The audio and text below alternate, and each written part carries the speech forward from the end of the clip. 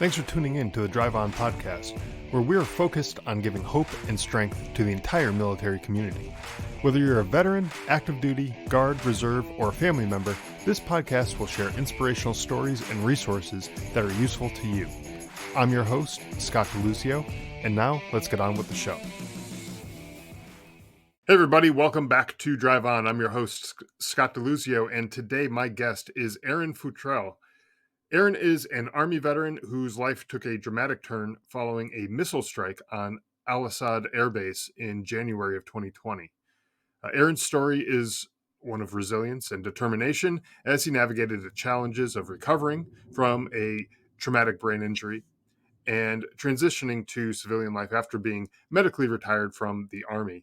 And despite facing adversity, Aaron has channeled his passion for fishing into a successful business venture and remains committed to giving back to his fellow veterans through volunteering opportunities, and as is evident by the fact that he's on this show right now and chatting with us today. So welcome to the show, Aaron. I'm glad to have you here. Oh, it's good to be here. How's it going? Yeah, good to have you here. So I want to maybe just jump into the situation that took place on Al-Assad Air Base back in 2020. Take us back to that moment, kind of what happened, where were you in relation to the missile strikes, what was going through your mind during the attack? I know, for folks who have been deployed, who've been on bases that's been attacked, they probably could relate to some of the stuff that you're about to share, but, what was the experience like for you? All right, let me set the stage a little bit. Tensions were kind of running high. It was It was January 2020. Donald Trump just killed General Soleimani a few days earlier in a a drone strike at Baghdad International. So we're kind of that was end of 19, if I remember directly. And then I'm in our talk on New Year's watching demonstrations at the U.S. Embassy, watching the drone feeds, watching them throwing Molotov cocktails at our embassy, demonstrations out front. I was working the night shift, so that was a fun way to bring in the new year. There's fireworks throwing Molotov cocktails at us, so that's fun. So that next week, I was in a medevac unit, so we're flying helicopters, so we're getting all the S2 reports for the non-military people. That's like all the intelligence reports, and they're talking about like all the stuff that's going on, like all the Iranian line militias with their anti-aircraft batteries all over Baghdad, all over other parts of the desert that we could be flying if we get a phone call to go pick up somebody. So, all of our pilots are on edge. We're all on edge because, the area is kind of hot right now. So, leading all the way up to like January 7th, which is the day before the missile strike. And I'm working night shift. I wake up at like 4:00 in the afternoon. I go out and everybody is going crazy. Everyone's running around. And my staff sergeant, she comes out of the talk, runs past me. He's like, they just told us to pack a 4-day bag. We're getting out of here. I'm like, what? And she's like, we're scrambling the aircraft. I'm like, what's going on? And then I go in and my captain says, hey, they're the up crews and the birds are getting out of here, but you and the mechanics and all the ground crew are staying. So I need you to come on shift early. I'm like, okay, dude, let's go. I go get chow, come back, hop on shift, and the up crews that are manning the aircraft, they fly out, and we're there. So they told us, from 11 o'clock to 03 in the morning, something's going to happen. We don't know what. We're just like, okay, sounds like fun. We don't know what's going on. The typical intelligence, no? Yeah, like we find out later that people above us knew it was going to happen, but it never really trickled down to we're the farthest unit down the totem pole. So we're we're detachment level. So it's how word never really trickles down. So they knew at battalion level what was going on, but it never really made it down to us until things start getting crazy. So Yeah, at so 11, little too little, too late with the intelligence reports and getting that to you, yeah, to the folks who might need to be on alert for stuff like this. oh yeah, Uh, a little bit too late, right? they just told us get to a bunker. And I'm like, okay, we have these bunkers for like mortar attacks, in our AO. So we're like, okay, we'll get to the bunker. These are our bunkers that they have, because they've had a few mortar attacks. They've had one the month before where some guys fired some mortars from the desert they ran over. You've Hmm. been deployed. That happens. Every couple months, some guy gets a little squirrely and decides to shoot a couple mortars at the base and run away. Right, So you go to the bunker for a few hours, hang out with your buddies, and then everything's cool. But right. so we're like, okay, is this what's going to happen again? They're going to shoot some rockets from the neighboring town and, you know, show of force and then be over. We don't know. So, but scrambling aircraft, we thought it might be little bit bigger deal than that. So 11 o'clock, well, 2300, we get to the bunkers, we hang out there, and we just sat there forever. And it's getting to be about 03 in the morning, and our captain, he decides, like, you know what, I'm gonna go see if there's anything's come over Merc chat to see if we're good to go, if nothing's happened, if they changed anything. So he goes back into the talk, and him and our maintenance officer I think he's a W4 at the time, but anyways, um, it's pretty much they leave, and it's pretty much right after they leave, over the loudspeaker you hear, um, incoming, incoming, incoming, take shelter, take shelter, take shelter. And it wasn't maybe 30 seconds after that, the first missile Wow. strikes. It's hits 500 meters from us, from right down the flight line. Just boom. It's like the loudest sound you've ever heard in your life. Take the loudest firework, multiply it by like 500. It's loud, just boom.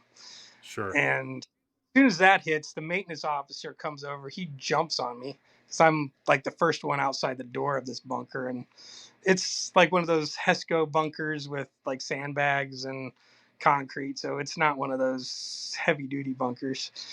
So he lands on me and he goes, "They just hit Bravo ramp, which is where 160th, where they kept their birds right next to the FARP, but they were all their birds were gone."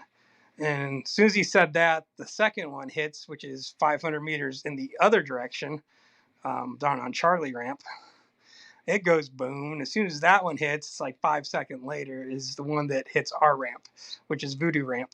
Hits boom, which is 100 meters away.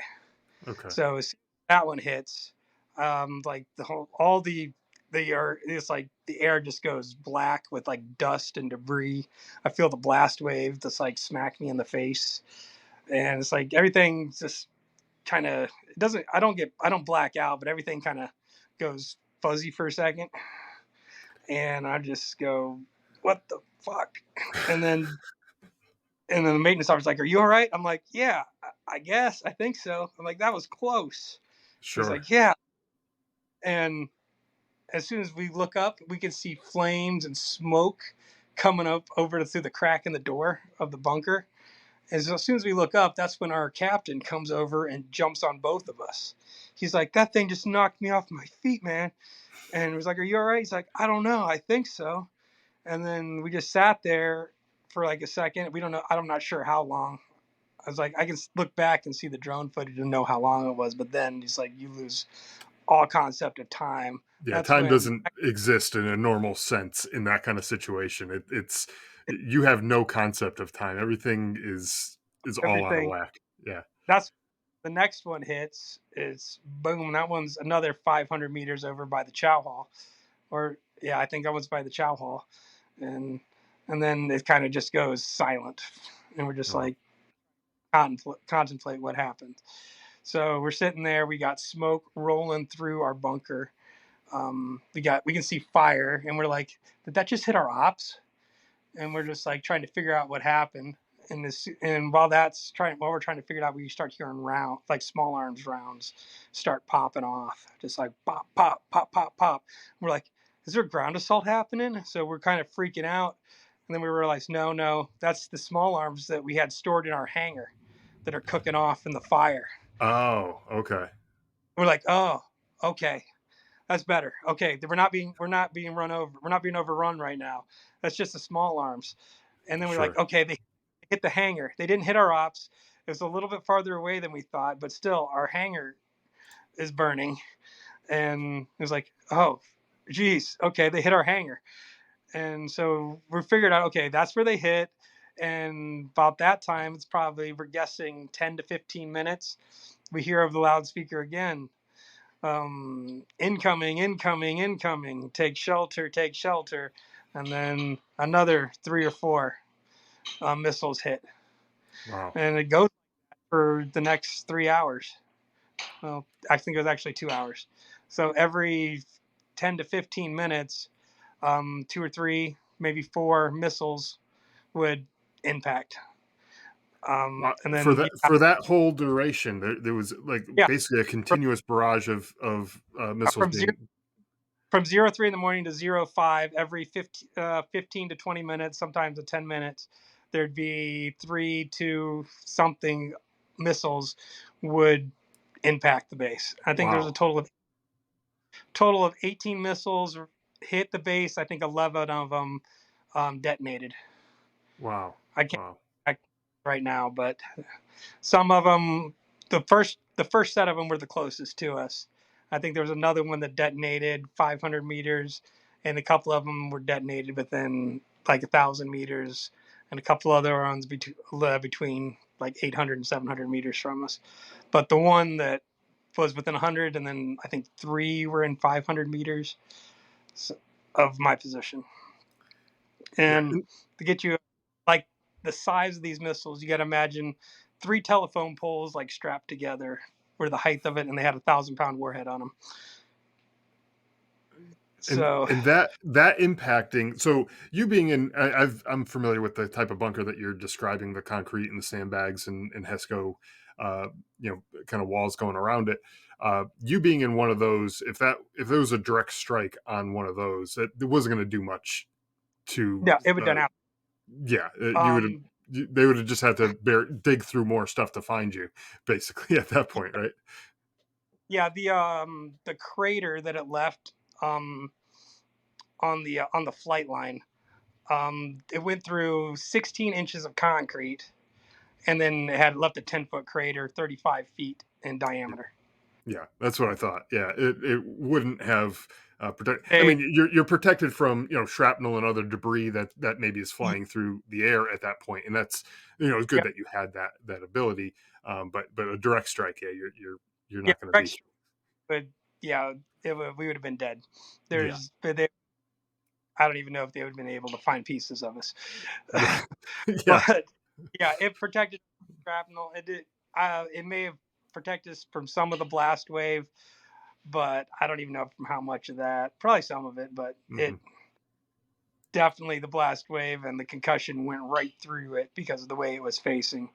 So like everybody in the bunker, well, we had two different bunkers that people were in, and everybody got a traumatic brain injury that was there. Trying to exactly how many were in, like 24 people in the two bunkers, something like sure. that, maybe give or take two of them, give or Well, take two or three. and so you were saying that as you're in there, some of the other folks were asking, are you okay and everything, and you sort of felt like you were okay. Oh You yeah, didn't get hit by any of the blast or anything, but you got the shockwave. When was it that you started realizing that there was a TBI, there was something going on that wasn't quite right?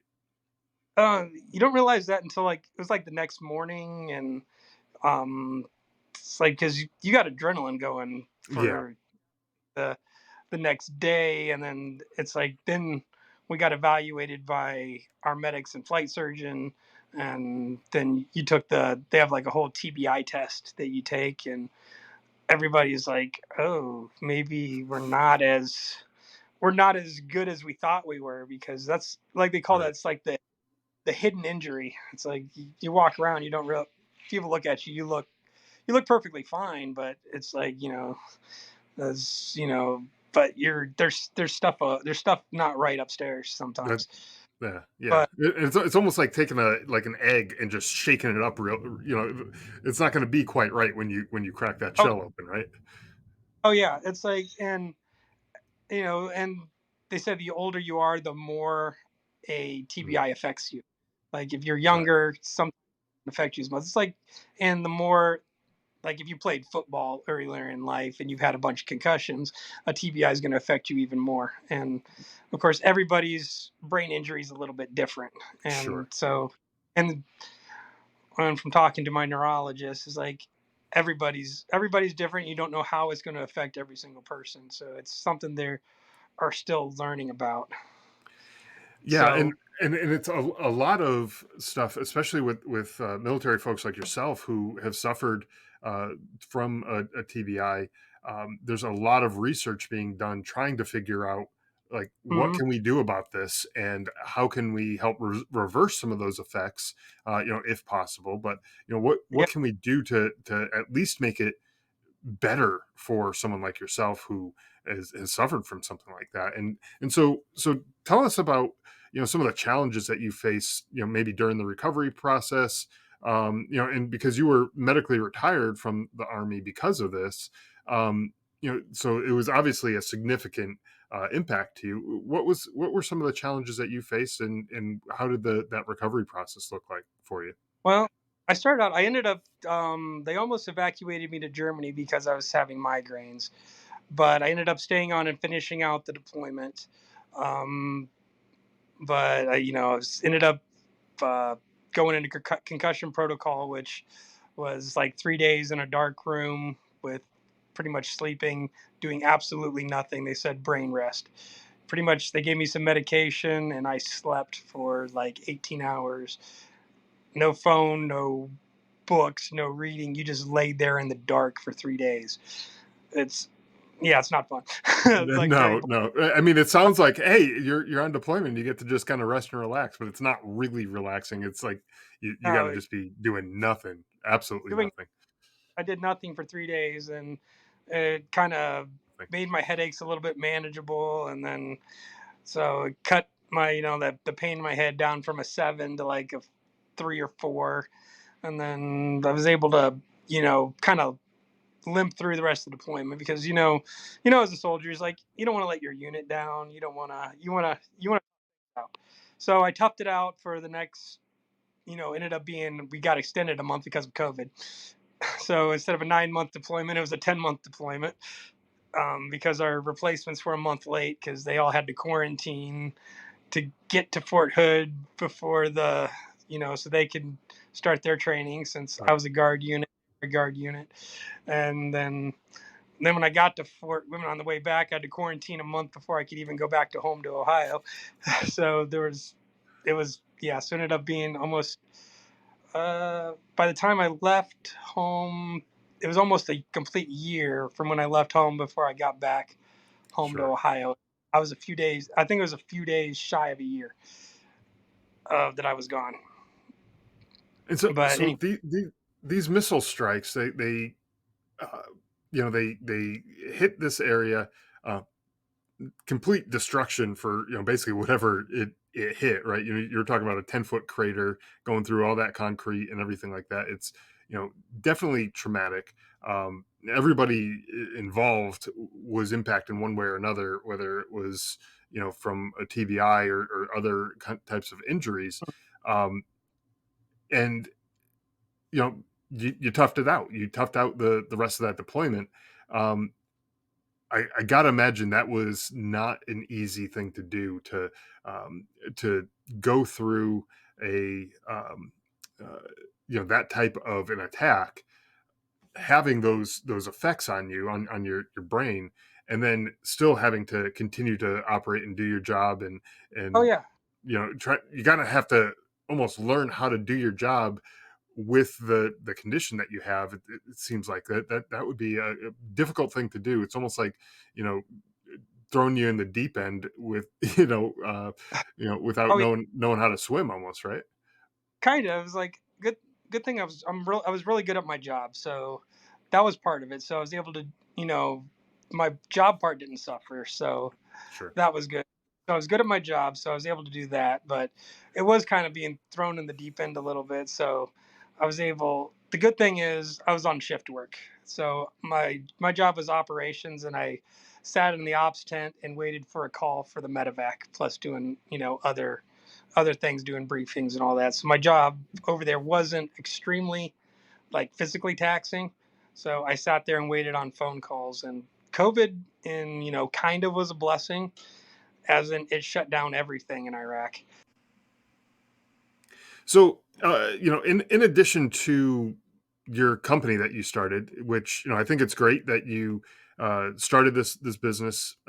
It's not always easy. Uh, Whether you're starting a business from scratch or buying a new business, not always easy. It's kind of a gamble. You don't really know what it is that you're getting into, and it looks like in this case it's working out for you. So that's obviously a good thing. Um, so in addition to that, you're also volunteering to take out other veterans to go hunting and fishing, and you do some volunteer work with that.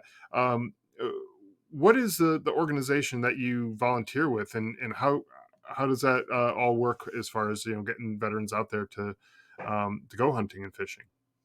The organization that I volunteer with is called the Fallen Outdoors. They're a national organization, and they've got teams, I think, in 32 different states. Um, and the purpose of it is just to get veterans outside and out of their heads. So, and like, the outdoors is healing. So it's like just, and kind of a Sure. personal story. Um, like the missile strike was very trying on me, being, um, bombarded for 2 hours, and then the whole deployment afterwards, which was still pretty crazy deployment. I ended up going to Taji, which got rocketed a few times while I was there, then to Baghdad International on the BDSC and the with the embassy, and we were getting rocketed probably 2 or 3 times a week while I was there. So it was like pretty intense deployment, and then coming back. Um, came back in October, and the first thing I did I went fishing, and caught a nice bass and a real nice pike 5 minutes from my house, right out of the river. And it was like, oh, this is what I was missing. It was normal. It was like it was something that made sense. And then the next Hmm. I was able to go deer hunting, and I killed a nice 8 point buck. It was the same thing. It's like this is right. This is the way things are supposed to be. Being outside, enjoying God's nature, and it makes sense out there. It's like over in Iraq, things don't make sense. You know, Right. people are trying to kill you. Um, people are dying, and it's not, things aren't right over there. But back here in nature, things make sense. So, and every time I go in the outdoors, I go hunting, I go fishing. It's good for the soul and it's good for healing, and it helps me. So Mhm. I do that for other veterans. So not only to help myself, but help them. So I do what I can. So if I'm going fishing and I have time to take somebody with me, I try and take somebody with me. And if I'm able to set up a hunting trip, sometimes those are a little bit more difficult to coordinate.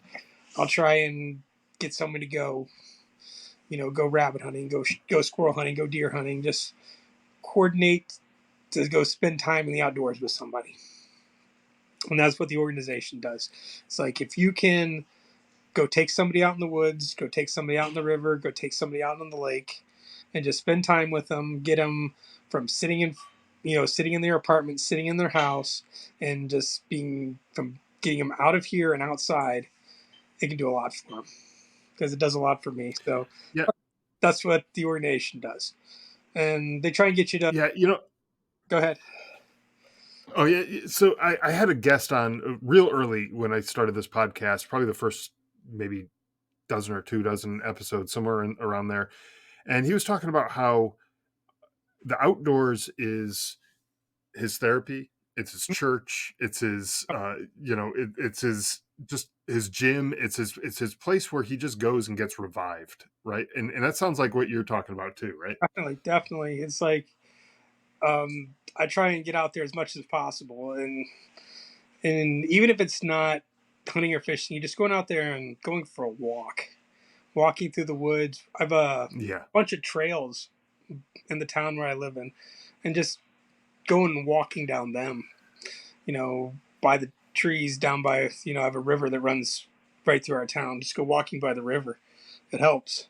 It's just getting a little bit of fresh air, a little bit of sun, and it's just. I think the outdoors makes a little bit more sense, and it revitalizes you, and I think a lot of the reasons veterans end up, taking their own lives is because they spend up too much time locked in their house, locked in their rooms, thinking about things. And if they just got out Mhm. a little bit more, I think they would feel a little bit better and just get up and walk around Well, and just do yeah, something. I think there's something powerful about movement and physical activity, and I'm not talking about you got to go, bench press 1,000 pounds or anything stupid like that. Like just doing something with your body physically, and it could be gardening, it could be painting, or it could be something that you're using your mind in a way that's different than like what you were saying when you're just kind of stuck in your home and your mind starts wandering and you start thinking all these different things. Even just going out for a walk, as you're walking, you're looking at different things that are around uh the area that you're in. If you're walking, in your neighborhood, you're looking, for maybe traffic as cars are going around a street that you might be crossing, and you got to pay attention to that. Or you're looking at out for your neighbors to say hey to them as you're walking by. If you're out in the woods, you're looking around, to see where's the next safe space to put your foot as you're walking on maybe a rocky trail or something like that. And your mind isn't really thinking of all those other things because you got other stuff to worry about when you're out doing that kind of stuff. And it seems like it's helpful from what I've Oh, heard, obviously talking to you, but also talking to other people. It's helpful to kind of just switch how your mind is thinking, right?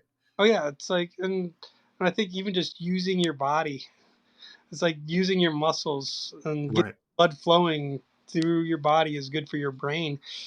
So, and my brain needs all the help it can get these days. So, you know that's it's just a a way to change the way you're doing things when you're in a routine and you're stuck in a rut and you're doing the same thing over and over again and you're getting the same results that you've always gotten. It's like, well, okay, you got to go change something and go do something different, right? And so maybe you haven't gotten out and moved around, or you haven't gone outside and done anything physical outside. Well, maybe give that a shot. Like, get off your ass, go outside, go for a walk, something simple like that. Or hook up with someone like you who could take the person out fishing or hunting, or um, who knows, bike riding, or something, anything.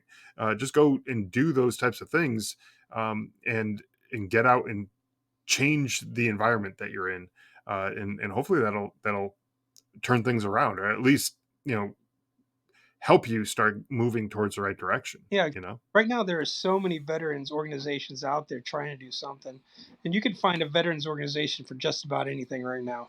There's, I know, like there's some of my friends do motor that are like there's combat motorcycle. I don't ride a bike, but I know friends that ride bikes to go ride with motorcycles. There's guns that fix cars. There's probably veterans, right? gardening association or whatever. Um, I don't know. You could probably find a veterans group for everything because if there's a veteran that likes to do something, he started an organization that promotes it. It seems like, there's probably a veterans knitting club. You're absolutely right. Veteran, You're absolutely right. I'm sure there is. yeah, There's veteran. all sorts of things. I mean, from yeah, right. All walks of life, all different, uh, you know, types of things. You kind of joked like, I bet you there's a veterans gardening club, and there is. I had him on the show, Oh yeah, a couple of years ago, and so it's like that kind of stuff exists. And maybe, you know what. maybe they're focused in a certain area of the country, maybe because that's where they got started and they're not big enough yet to expand to other areas of the country. But hey, guess what? If that's the thing that you're into, Hmm. there's probably other veterans in your area that's into it too. Oh yeah. Why don't you start it? Like, why don't you just? And it doesn't have to be like a formal organization or anything. It's just like, hey, a bunch of people, let's meet up. Go create a Facebook group or something, Oh yeah. and have those people join and say, hey, we're meeting up at this place. And we're gonna do whatever. We're gonna be knitting or something. Who knows? Oh Like yeah. whatever the thing is, just find your people.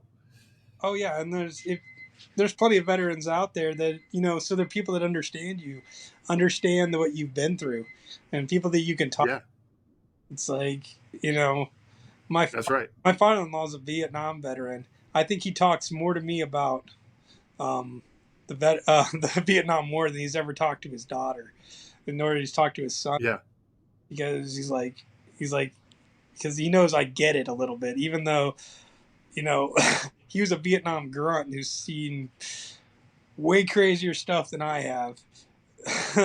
But he at least knows that, hey, I understand a little bit. Yeah, he's seen some crazy stuff. So well, and I gotta imagine though he's not taking your experience that we just talked about a little bit earlier. He's not taking that for granted either, because no. um, that was you seeing some shit too. Oh So yeah. like you, you he gets it, you know. Oh yeah. So it's like it's the same thing. He's like there's a little bit of brotherhood there that you know is like For sure. we understand each other and we can talk a little bit about things that other people don't get. It's like I know, Yeah, right. and so it's good to be able to talk about. Is like I try and talk to my wife about some things, but I know there's some things that are difficult for me to talk to her with. That I can go down the street to the local VFW and talk to somebody I've never met about things that it's hard to talk to, somebody that you're close to, just because Sure. it feels, Yeah, you know, they get it. that's right. Yeah, and a lot of times I think some guys, they don't want to burden their families with Hmm. the darkness that they've seen. They feel like they might be a burden. They're not, because I'm sure their loved ones are Oh yeah. ready, willing, able to talk to them about this type of stuff, and they feel that way, but they feel like, hey, you know what, this guy's also been through this. I can talk to this person a little bit easier. Hey, if that's what you need, go find your people. Hmm. Go find and and if those people are not already in a group, like an organization that already exists, figure it out. Get those people together. I guarantee you there's people who are into some similar things that you're into, like just like with you, with hunting and fishing and that type of stuff. I guarantee there's folks in your area that you can find that would not mind getting together with other like-minded people to have those types of conversations and enjoy each other's company. So you know get out there, find them. I think that's the takeaway from all of this is Oh find your yeah. people, uh, and do those activities that help you help each other, really, right? Oh yeah. Yeah. So before we wrap this episode up, um, I want to do a segment. I like to introduce a little bit of humor in the episodes and kind of make some people laugh. I got a segment I like to call it "Is It Service Connected," and it's sort of like America's Funniest Home Videos, Military Edition. And we watch kind of a funny video of service member doing something kind of stupid, and sometimes they slip, they fall, they get a little mildly hurt. They're nothing too major. We're not looking at you know explosions and rockets going off and all that kind of stuff, but we're just looking at trying to have a little bit of fun, and All right. and yeah, we can laugh at each other and it's all good. So let me pull up this video here so that you can see it, and we'll take a look at this. So right now, for the audio only listeners, it looks like we got kind of an obstacle course. We got a couple soldiers, water underneath, and they're standing on a really wet log, which is probably not the the best idea, but hey, that's where they're at.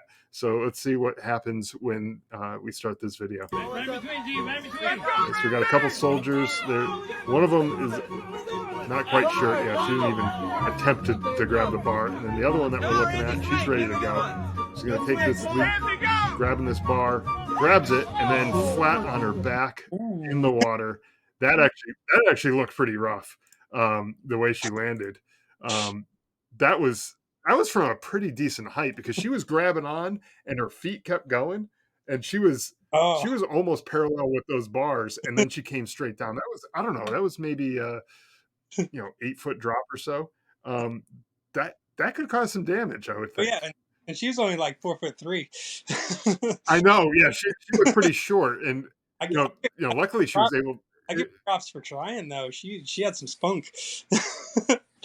Yeah, I mean, and she got the lift off of that log, which probably wouldn't be all that easy. I mean, I'm like 6'1", so I might just be able to reach out and grab the bar, and it would be pretty easy for me to grab it. But for someone like that, she was pretty short, and that she had to jump pretty high. Yeah, she's like, I'm doing this. She's like, we all served with those people that like thought they were taller than they were. But you know what? Hell, like you said, I'll give her credit for just trying, because the other person to the right of the screen, standing there thinking about it and then just kind of hopped down. It was like, nah, I don't think I'm going to make this. Which she probably was right. I know, but I would say that's definitely service connected from the VA. Yeah. I mean, there got to be some back or neck injuries, or maybe even she hit her head. There might be a TBI going on in there too.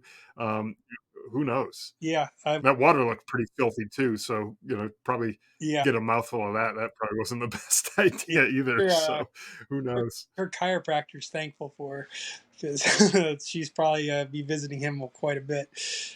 But that's right. That's right. No.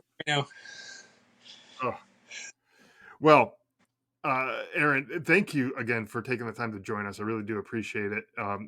You coming on and sharing your story and sharing it with the other folks who might be going through something similar. They've got service connected related injuries, and they're trying to figure out how to navigate life after these traumatic events. So thank you for coming on, sharing your story, and giving setting an example and giving a little bit of hope to those who might feel kind of lost and hopeless. So thank you again. You're welcome. Thanks for listening to the Drive On podcast. If you want to support the show, please check out Scott's book, Surviving Son, on Amazon. All of the sales from that book go directly back into this podcast and work to help veterans in need. You can also follow the Drive On podcast on Instagram, Facebook, Twitter, LinkedIn, YouTube, and wherever you listen to podcasts.